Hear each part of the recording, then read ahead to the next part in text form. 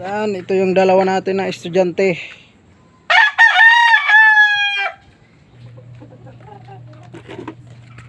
Yan, ito yung estudyante natin na dalawa.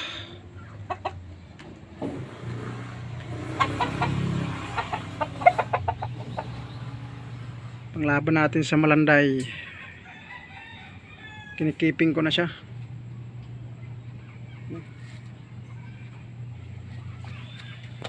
Sana makakuha ulit tayo ng premyo. Kasi nandito na yung natin panglaban na estudyante. Saka maganda na rin ang kanilang mga katawan. Talagang bultong bulto na. Tanggalin ko muna yung kuwan para mailawan sila.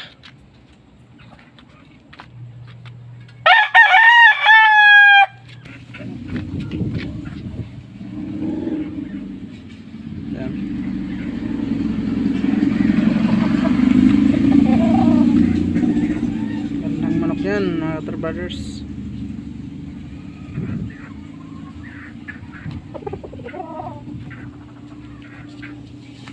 Dito tumatalon, mabubuksan, kaya kailangan bantayan sila.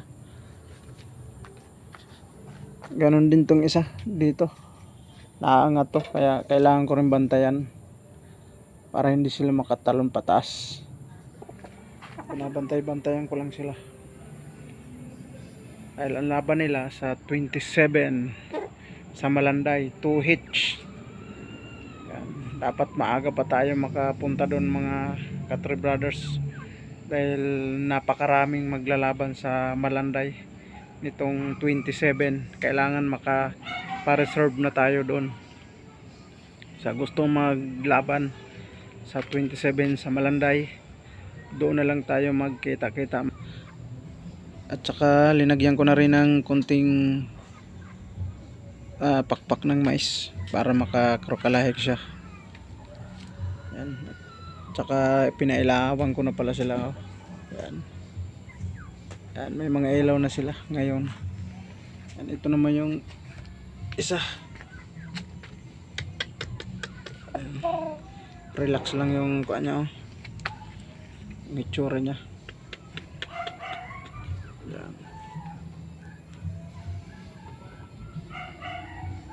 Sa 27 na nito mga Katri Brothers ang laban.